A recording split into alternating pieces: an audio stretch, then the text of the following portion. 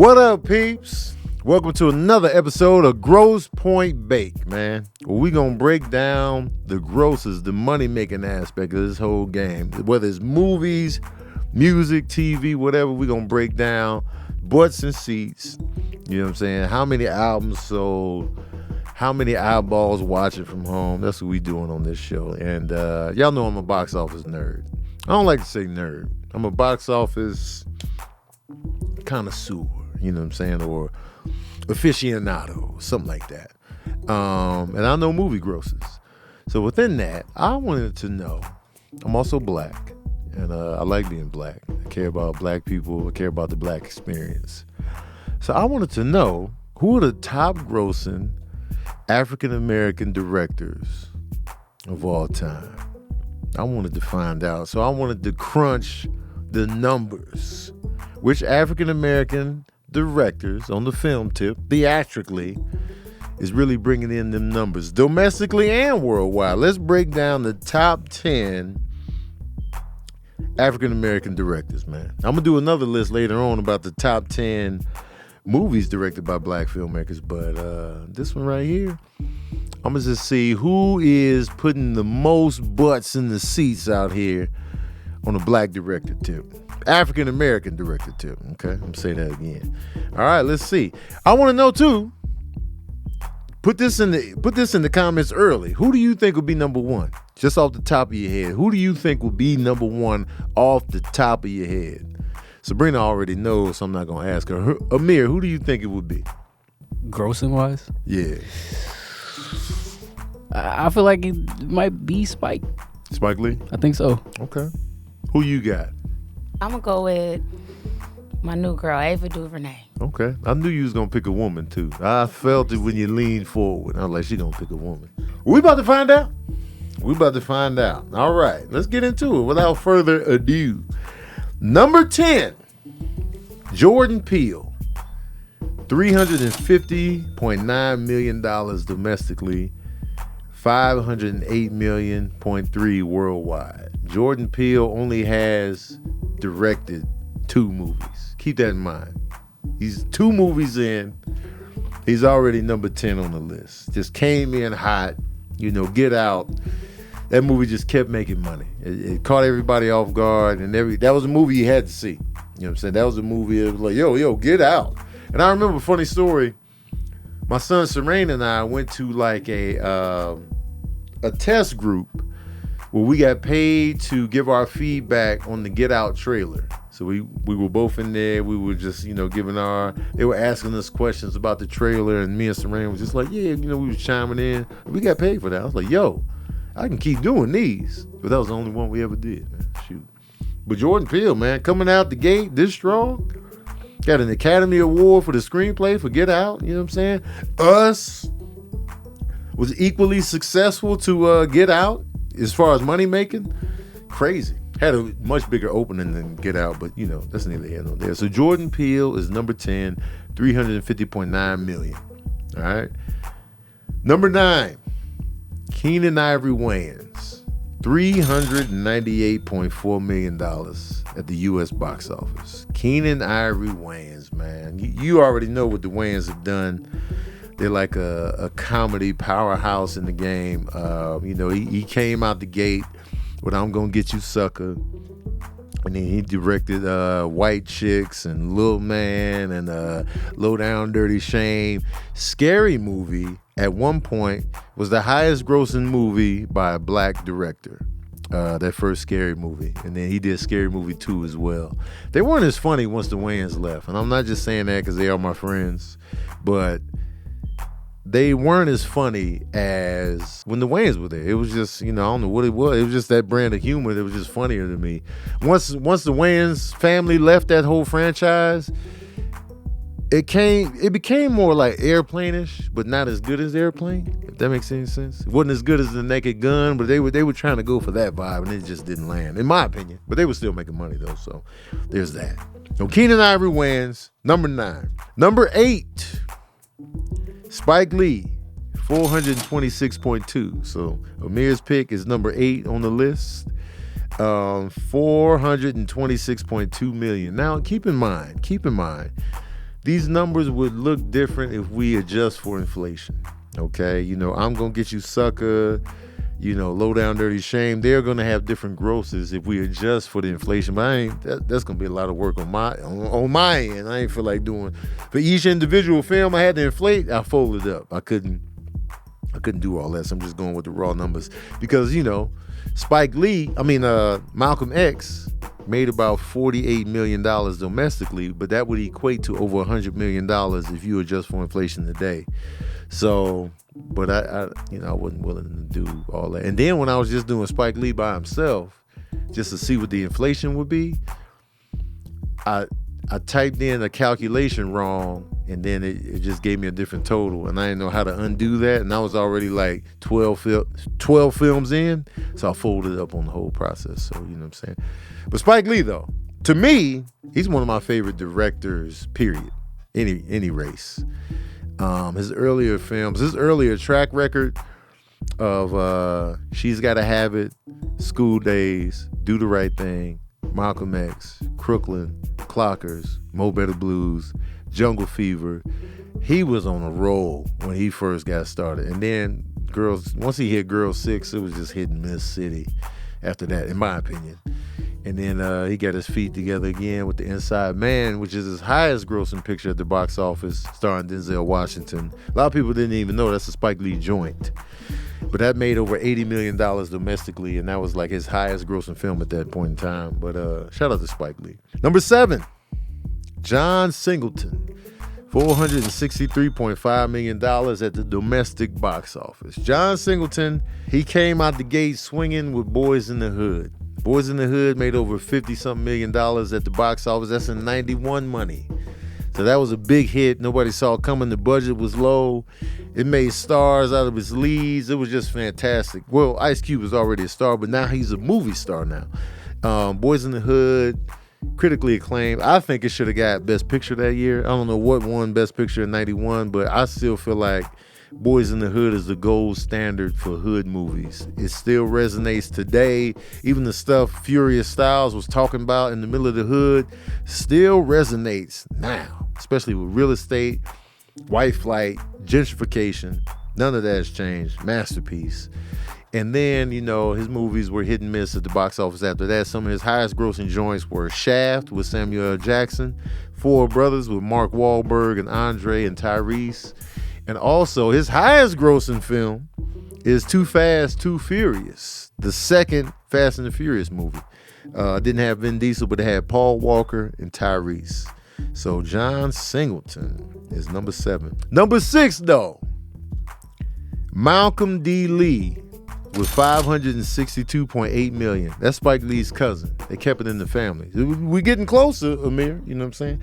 Malcolm D. Lee, number 6. That's the director of The Best Man, Undercover Brother.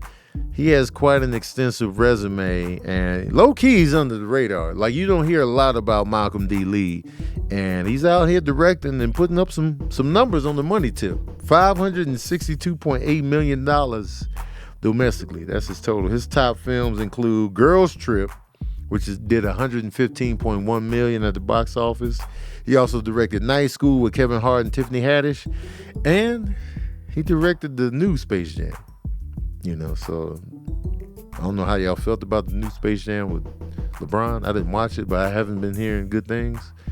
But, it made like $70 million. Didn't make as much as the original Space Jam, but, you know what I'm saying? It wasn't the same magic, I heard. But I haven't seen it, so I don't want to judge it on that. So Malcolm D. Lee, number 6. Number 5, Antoine Fuqua. $728.8 million domestically. This guy he's really known for action movies more so than anything else. Action, drama, gritty stuff. I'm a fan of his movies. I think the first time, and he came from a music video directing background, and then he directed the movie Replacement Killers with Chow Yun-Fat and what's the old girl from Romeo and Michelle's high school reunion? Not Phoebe. Mira Sorvino. She was also in that movie. He also directed Training Day. He's worked with Denzel several times. He directed The Magnificent Seven with Denzel. He's also directed both Equalizer films, and those are his highest grossers domestically. And Olympus Has Fallen with $98.9 million. So Antoine got a nice little resume on the money tip. Number 4, Ryan Coogler, $825 million. Ryan Coogler is already number 4 on this list, and he's only directed 3 films. He's already up this high, 3 films in. It goes without saying, he directed Black Panther, and he also directed Creed and Fruitvale Station. Those are his only 3 films. Black Panther domestically made $700 million on its own. So, that's the majority of his gross is Black Panther. So he's just coming in and, pound for pound, his average pound for pound is crazy right now. So, and he has Black Panther 2 on the way. So that's only going to propel these grosses even further. It might move him into the number 1 spot. All right. Number 3, F. Gary Gray, $837 million. This is the director of Friday. He also directed the Waterfall video by TLC. I don't know if y'all knew that. I just want to throw that in there because I knew it, because I be knowing stuff sometimes. He also directed The Italian Job with Mark Wahlberg, The Negotiator with Sam Jackson and Kevin Spacey, Set It Off with Jada Pinkett and Queen Latifah. His highest grossers, though, Fast and Furious 8. $225 million domestically. He did Straight Outta Compton, which did $161 million. Those are his highest films. So F. Gary Gray is up there on the list. $837 million, number 3. Number 2, I don't think anybody is going to see this coming. That's why I wanted to do this list. Tim Story. Tim Story is number 2 with $872 million total domestic gross. Y'all be like, man, who the is Tim Story? Tim Story directed Fantastic Four. So that did $154.6 million. I didn't like that movie, but I'm very passionate about my dislike of the Fantastic Four movies. But it's neither here. That's not his fault, but it is what it is. He also directed Ride Along with Kevin Hart and Ice Cube. And he also directed Fantastic Four 2, Rise of the Silver Surfer. That did $131.9 million. So you take all of these movies into consideration, you're like, oh, Tim Story out here doing some things. Low key. I think he also directed the first Barbershop as well, if I'm not mistaken. I could be wrong on that. But so he out here putting the numbers up low key. And number 1, y'all probably already guessed it by now, given the list that you've heard already. I'm gonna ask the people in my chat right now, my patron saints, who do you think is number 1 right now? Given that you heard 9 already, who do you think is number 1 right now? All right, the chat's worth of talking. We got a lot of TP going. Tyler Perry. Tyler Perry is number 1. Tyler Perry is number 1 with $1.01 billion total domestic box office. Tyler Perry is the number 1 African American filmmaker without adjusting for inflation so far, domestically. He is number 1. His movies generally gross about $50 million. And he's made 20 films. He's directed 20 films. So, that type of volume, and they are making money and the budgets are low. He's just coming in. You got 50 here, 50 there, 60, 70, 90. That's going to add up. And then next thing you know, you've done over $1 billion box office gross in America. So yes, Tyler Perry is the number 1 African-American director on this list. I know you wanted Ava. I'll give you Ava's number. She's only directed actually 2 films. So, that's not going to put you high unless you direct like a Black Panther or something like that. $152.7 million total domestically. She's done Selma, which did $52 million, and she did A Wrinkle in Time, which did $100 flat. Another woman that I did research on, because I really like her films too, Cassie Lemons. She did Harriet. She did Eve's Bayou, which is one of my favorite movies, and she did Black Nativity, but her total is only 70.1 million. I would like to see, more women on this list, but I got faith in Ava. But she also does amazing documentaries and stuff like that, because the 13th is absolutely amazing. But let's talk about worldwide. Let's rank it up worldwide real quick. That's going to change the order of all this. Worldwide, Jordan Peele is still number 10. Spike Lee is number 9. Keenan Ivory Wayans is number 8. John Singleton is number 7. Malcolm D. Lee is number 6. Tyler Perry drops down to number 5 worldwide, because his movies don't translate outside of America like that. His movies are very African American, and if you're not really directing action movies, you're not really going to translate overseas. So with that being said, Tyler Perry went down to number 5. Number 4 is Antoine Fuqua with 1.37 billion worldwide. Tim Story, 1.4 billion worldwide.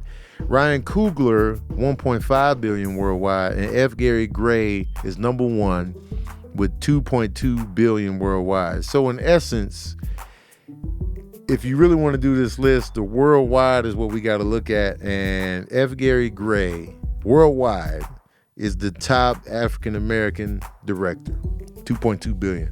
And I like F. Gary Gray. Matter of fact, F. Gary Gray, he might be undefeated in terms of me liking his movies. Be Cool is just forgettable though, but other than that, I generally like his movies. Now let's talk about pound for pound. All of these directors have a different number of movies that they've directed. So of course you're not going to gross as much as if you only did 2 or 3 films. So let's talk about pound for pound. Who's making the most money per film in the box office? Changes the order yet again. Spike Lee is last, 26.6 per film. Tyler Perry comes in at number 9 with 51 million per film. Malcolm D. Lee is number 8 with 67.5 million per film. John Singleton is number 7 with 76.2 million per film. Antoine Fuqua is number 6 with 105.3 million per film. Keenan Ivory Wayans, 112.2 million per film. He's only directed 6 movies. Tim Story, number 4 with 127.2 million. F. Gary Gray has a 220 million per film average. And number 2, Jordan Peele, has 254.1 million per film average. And these are worldwide averages. And number 1, of course, Ryan Coogler has a 500 million per film average right now, given that he's only had 3 films under his belt. And Black Panther made over $1 billion by itself worldwide. Ryan Coogler is the pound for pound worldwide champ right now. And with Wakanda Forever coming out, he's going to keep that title, even though Jordan Peele also has another movie coming out this summer called Nope. So we're going to see. I also want to give Sidney Poitier a shout out because he was the first African-American film director to direct a movie that grossed over $100 million. And he directed the film Stir Crazy with Richard Pryor and Gene Wilder. That made over $100 million way back. So if you adjust that for inflation, it's crazy how much money that movie made. And Sidney Poitier was the director of that. So I want to give him a shout out. There it is. You know what? I forgot about Gina. I forgot to look up Gina's numbers. Gina Blythewood. I forgot to look her numbers up. I can look them up right now, though. No problem. I'll do this on air. You know what I'm saying? We're going to look up Gina right now. Her total domestic box office is 79.8 million, 82 worldwide. So that wouldn't be enough to get her in the top 10. She's director of Love and Basketball, The Secret Life of Bees, Beyond the Lights. But yeah, she has a small resume though on the director tip. It's like 1, 2, 3, 4, 5. She directed The Old Guard that was on Netflix. And she also directed this movie that's coming out with Viola Davis called The Woman King. It drops in September 2022. I cannot wait for this movie because Viola Davis is one of my favorite actresses right now. No matter how you slice it. Viola Davis and goddamn Regina King are like, we talking about my favorite actresses in film right now. Viola, Regina, Kate Blanchett, Meryl Streep, and goddamn who's that other one I like? Damn it, Angela Bassett. That's probably like my.